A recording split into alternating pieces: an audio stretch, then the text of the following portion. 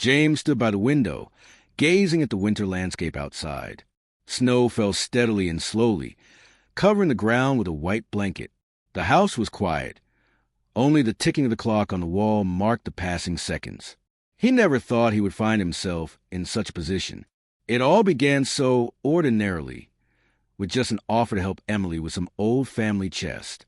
Emily, his landlady, tall and confident, her age only adding to her appeal. Every gesture, glance, and word seemed calculated and deliberate. She had been a widow for 5 years, but maintained an independence that only emphasized her innate strength. James, a 27-year-old man, was renting a room from her in Seattle. But today, everything changed. She knocked on his door and slightly opened it. As always, unobtrusively, her dark blue robe made of soft fabric flowed around her figure, revealing her wrists and delicate collarbones. Her eyes, deep like an autumn evening, looked straight at him, and he always felt a strange sensation inside. Something was definitely amiss. He left his cup of cold tea on the windowsill and turned to her. "I have a request," she began, hesitating slightly, which seemed odd to him. She usually spoke clearly and confidently. "There's a chest in my room, and I need someone to help lift the lid. Could you?" He nodded. Of course, he could help, but something in her voice and the way she stood, biting her lips slightly, caused him concern. The room was spacious, with heavy curtains and antique furniture.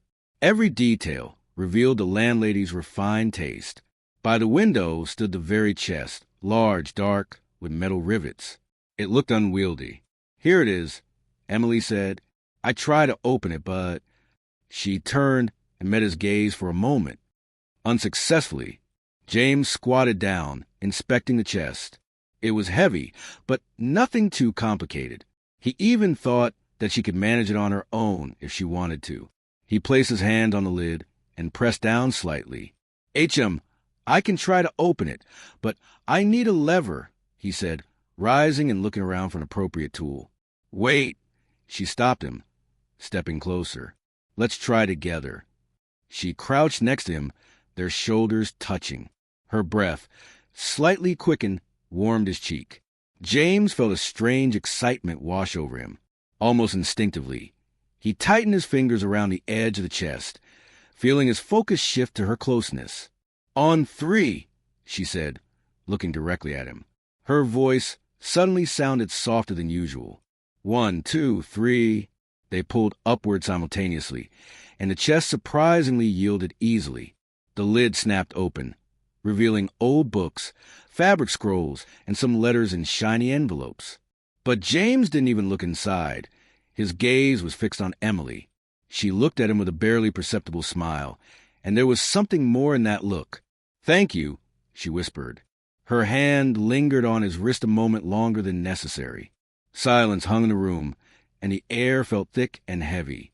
James knew this was more than just gratitude. She was waiting for his response. He felt his breath quicken, but that touch was enough for his heart to start racing. At that moment, all the little details of the room faded away. The chest, the antique curtains, even the light breeze outside.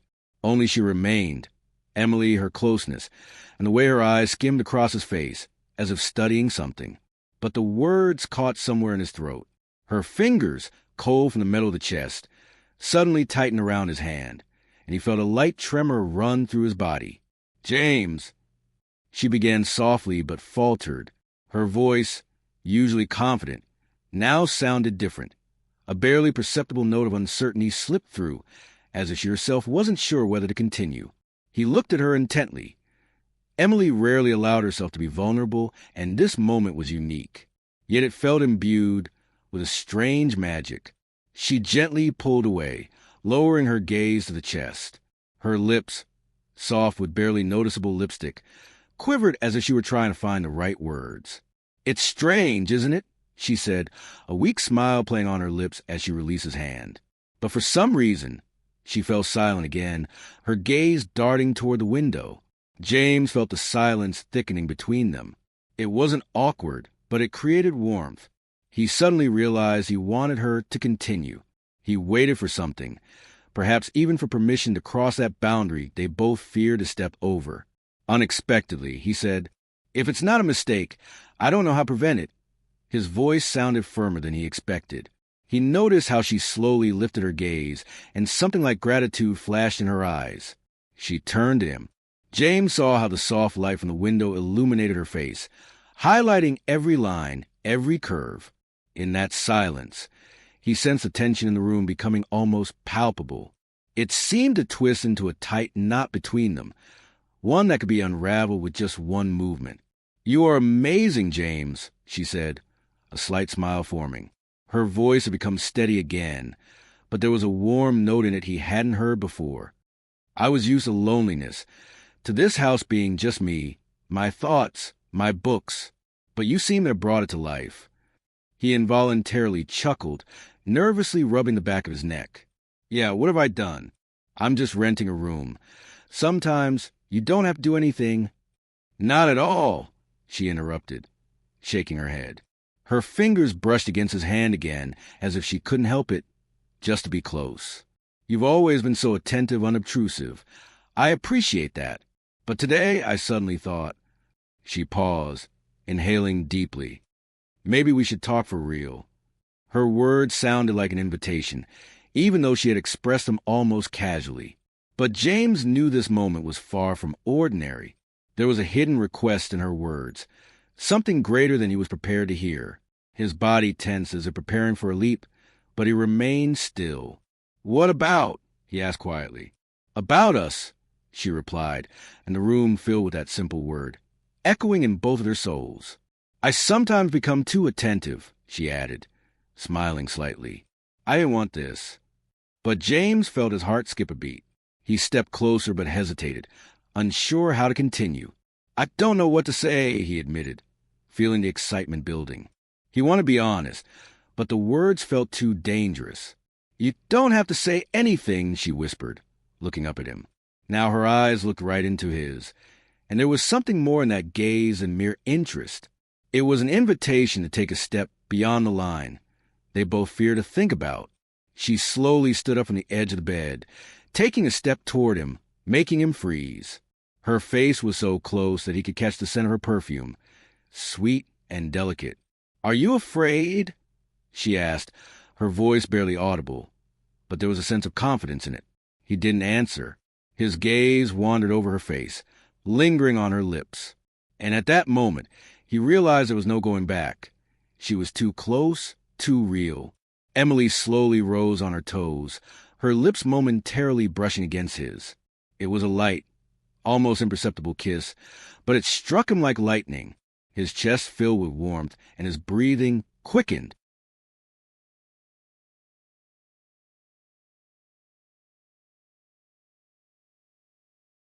"This is wrong," he whispered, but there was not the slightest resistance in his voice. "Maybe," she agreed, smiling faintly. Her fingers slowly glided to the collar of his shirt, but sometimes it's worth a try. Time seemed to stand still.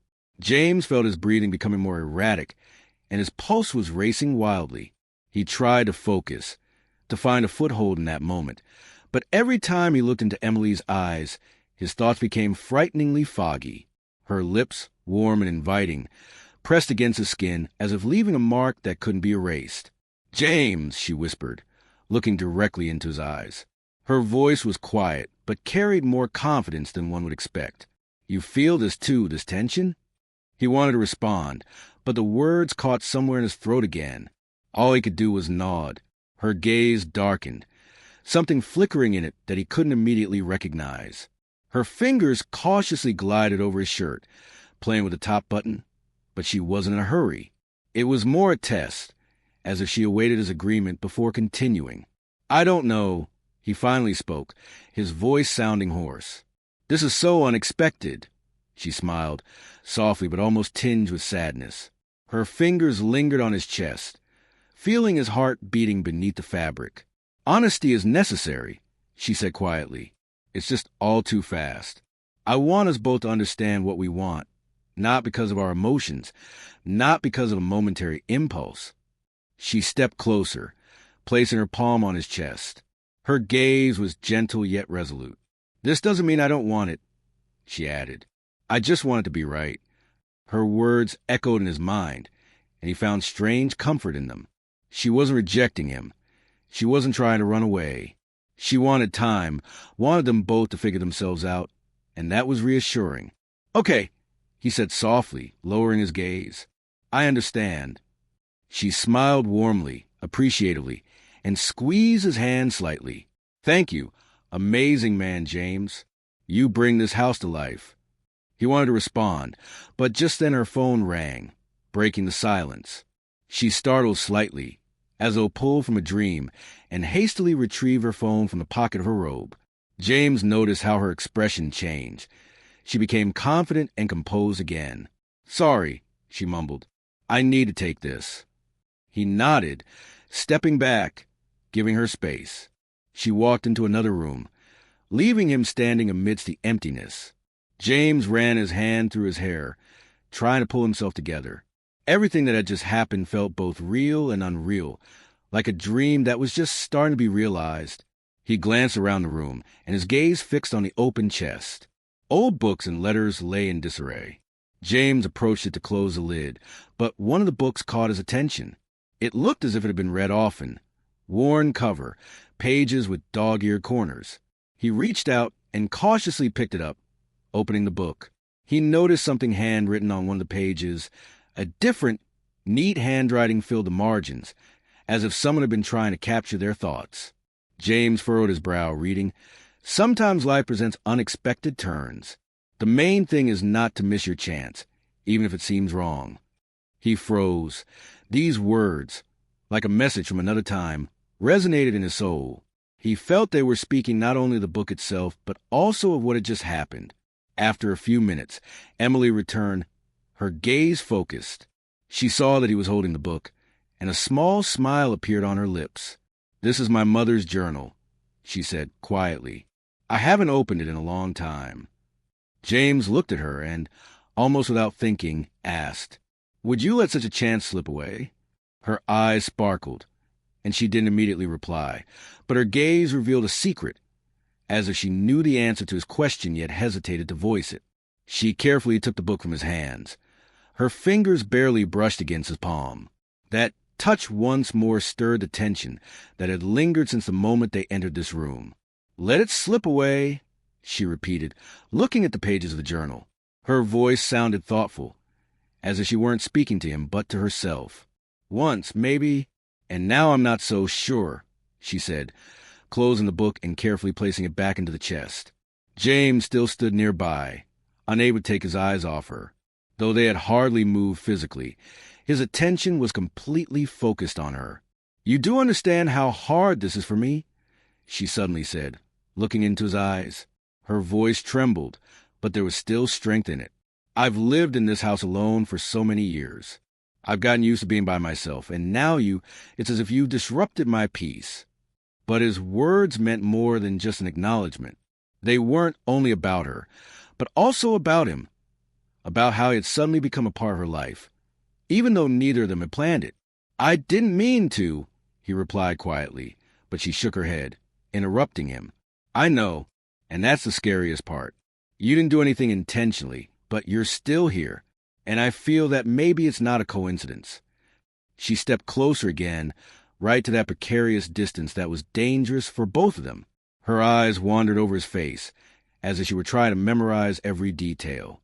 James couldn't move, as if his legs were glued to the floor. "Emily," he began, but she pressed her finger to his lips, stopping him.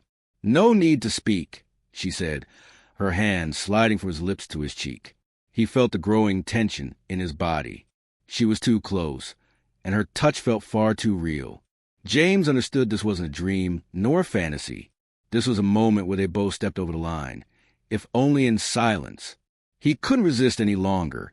His hands found their way to her waist, holding her close, as if afraid to scare her. She didn't pull away. On the contrary, her body leaned forward slightly, and their lips found each other again. This kiss was different. It was deep, rich, as if they both decided to let go of the pretense. James felt her tremble beneath his hands, yet her response was solid. Her hands slid up his chest, tangling in his hair. He didn't think, didn't analyze, enveloping them both. "This is madness," she whispered, breaking away from his lips. Yet her breathing was heavy, as was his. "But it's right," he replied, their foreheads touching. He knew there was no turning back. She gently pulled away, her gaze dropping to the chest. Her lips quivered again as she spoke. "We have to," she began, but fell silent again, her voice faltering. "James, I need be honest. You're breaking down walls. I thought they were strong, that no one could break through. But now I don't know what to do." He took her face in his hands, making her look him in the eyes. "Then maybe we shouldn't rebuild them," he suggested, "just as we are." She fell silent. Her eyes sparkled, and he couldn't tell if that was doubt or agreement. But then she smiled just slightly, and it was all he needed. She slowly pulled him toward the bed, and they sat down, still holding each other's hands. "I don't know how this will be," she said, her voice almost a whisper, "but I don't want to pretend anymore." He squeezed her hand, allowing her to understand that he felt the same. Her lips found his again, but this time the kiss was slow, filled with sensuality. She cautiously pulled back, but not fully, staying close. "Are you sure?" she whispered, her gaze drifting over his face, as if trying to confirm his answer. James leaned in and barely touched his lips to hers. "Yes," he said, "I'm sure." These words became a signal. She sighed, as if finally releasing all doubts, and her hands wrapped around his neck, pulling him closer. James felt her body press against his, and every second of that moment sealed their bond. Her robe slipped off her shoulders, revealing smooth skin that glowed in the soft light of the room. He couldn't take his eyes off her. It felt as if she were a work of art, only he had the honor of seeing. His fingers cautiously traced her collarbone, and her breathing grew more rapid. "James," she whispered, her voice trembling. "Let's not be afraid anymore." He nodded, unable to utter a word. This moment belonged solely to them, and the silence of the room became almost tangible. It was not an awkward silence. It was one filled with tension and anticipation, and something neither of them could articulate. Emily slowly inhaled, her chest rising, yet she remained pressed against James. She stood before him, her robe half slipped off her shoulders, presenting a side of her he had never seen. But it wasn't weakness. This was a confession. Before him stood not merely the authoritative landlady, but a woman who had lived by rules that were now crumbling before her eyes. "James," she said, her voice low, filled with barely restrained tension. His hands rested on her waist, keeping her so close that he could feel the warmth of her skin. His voice came softly but assuredly. "And let it change. Maybe that's how it should be." She smiled, lightly but with a tinge of sadness. Her fingers trembled as they raised to his face. "You're so young," she whispered, her lips quivering. "You have a whole life ahead of you. Why did you choose me?" James replied simply, but his sincerity was undeniable. "Because it's you. It doesn't matter how old you are or how it looks from the outside. I know how I feel." She sighed, her shoulders relaxing, and her hands found his once more. She drew him closer, allowing herself to finally release all reservations. James could feel their bodies finding a common rhythm, how everything that had seemed impossible became a reality. The night was long, but for them, time ceased to exist. They lost themselves in that moment, exploring one another, unveiling the depths of feelings that had previously remained mere shadows of desire. Every sigh of hers, every breath resonated within him, making him forget everything except her. When it was all over, they lay on the bed, pressed against one another. Her head rested on his chest, and looking up at the ceiling, he thought about how they had arrived at this moment. "Will you stay?" she asked softly, her voice barely audible but filled with a plea. "Of course," he replied, embracing her tighter. That night changed everything. They both knew there was no going back, but they also understood they had found something important, something worth all the risks. Silence filled the room once again, but this time it was different. It was a silence of acceptance and agreement, and there was no need to break it with words.